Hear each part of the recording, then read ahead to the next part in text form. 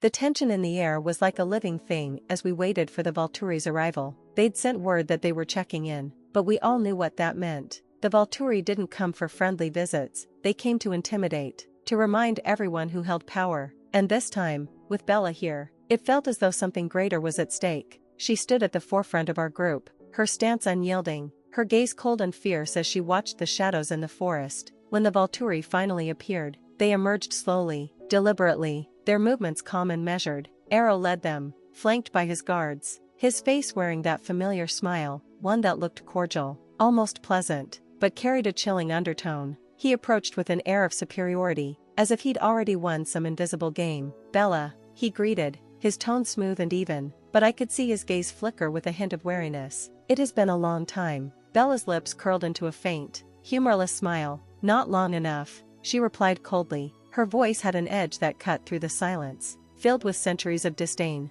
I could see the rest of my family watching her, glancing at each other with a mix of unease and curiosity. They'd known Bella was powerful, but they hadn't yet seen the extent of it. And today, they would. Arrow's smile didn't falter, but his gaze sharpened. "We're simply here to ensure all are following our ways," he said, his voice smooth as silk. "After all, the Cullens have always been unique. And now, it appears they have an ancient ally." His words hung in the air, a thinly veiled threat. I could see the way his guards shifted, their eyes trained on Bella, and I felt a chill creep up my spine. The Volturi were cautious around her, but they were also prepared. Bella's eyes flashed, and she stepped forward, her entire presence radiating authority and strength. "Your ways don't concern me, Arrow," she said, her voice laced with contempt. "I am bound by an oath far older than any rule you've imposed." Murmurs rippled through the Volturi guards. Bella's words held a weight that even they couldn't dismiss. I could see Arrow's smile falter, just slightly, as he processed what she was saying,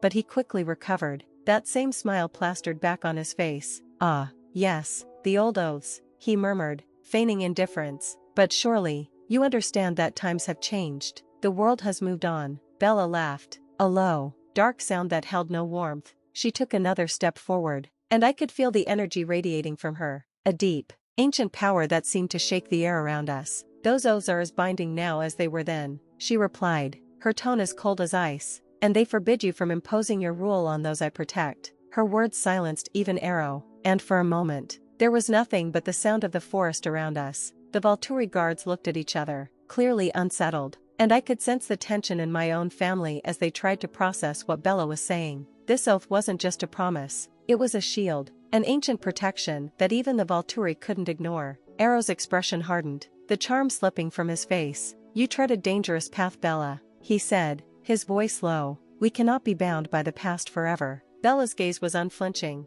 her expression steely. "Then let the consequences be on your head," she replied, her voice filled with a quiet, deadly calm. "But know this, if you try to break this oath, you will face consequences you cannot imagine." A chill settled over the clearing as her words sank in. The Volturi guards shifted uneasily, clearly unnerved. Even Arrow's face showed a flicker of hesitation, as if he were truly considering the weight of her words. This was Bella at her most dangerous, and for the first time, I saw the full extent of her power, not just in strength, but in the unbreakable confidence she exuded. After a tense silence, Arrow gave a small nod, his smile returning but with less conviction than before. "Very well, Bella," he said smoothly. "We will honor your terms for now, but remember, our patience has limits." With a wave of his hand, he signaled his guards to fall back, and I felt a wave of relief wash over me. The confrontation had ended, but the threat remained. Bella had held them at bay, but she had also drawn their attention. She'd forced them to acknowledge her power,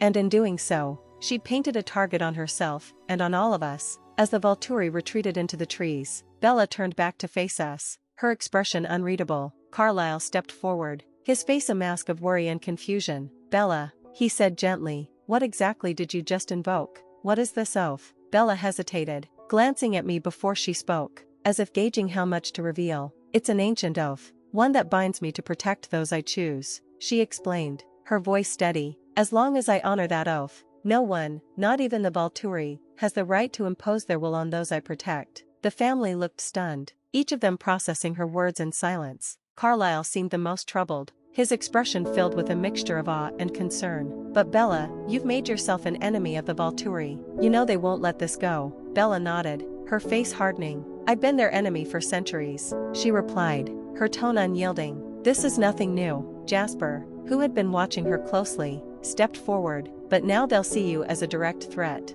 he said, his voice calm but serious. They'll come after you, and us. Bella's eyes flashed with defiance. Then let them come, she replied, her voice filled with an edge of fury. They respect power, not peace. If they want a fight, I'll give them one. Her words sent a chill through me, but at the same time, I felt a strange sense of security. Bella's loyalty to me, and now to my family, was unbreakable. She was willing to face the Volturi's wrath if it meant keeping us safe. I stepped closer to her, meeting her gaze. We're with you, Bella, I said softly, my voice steady.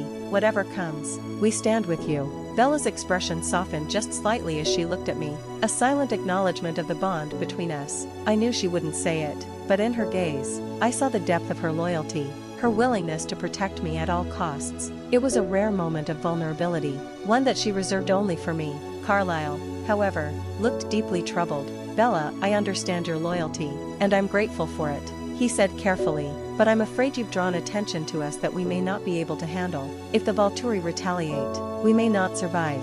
Bella held his gaze, her expression resolute. Then prepare to fight, she replied simply.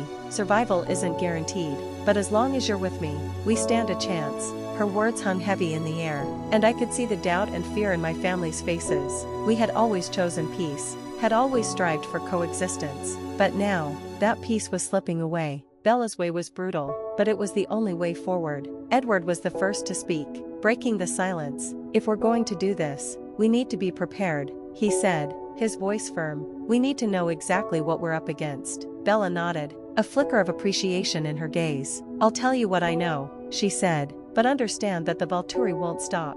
They'll come with everything they have. As we stood in the clearing, united yet uncertain, I felt a sense of resolve settle over us. We had drawn a line, made a choice that would change everything, and now there was no turning back. Bella's hand brushed mine, a small, silent gesture of reassurance. It was a promise, one that only I could understand. We were in this together, bound by loyalty and something more, something unspoken but deeply felt, and as we stood side by side, facing the unknown, I knew that whatever the future held, Bella would be there with me, her strength and loyalty unyielding. The night deepened around us, and though we didn't know what would come, we were ready to face it.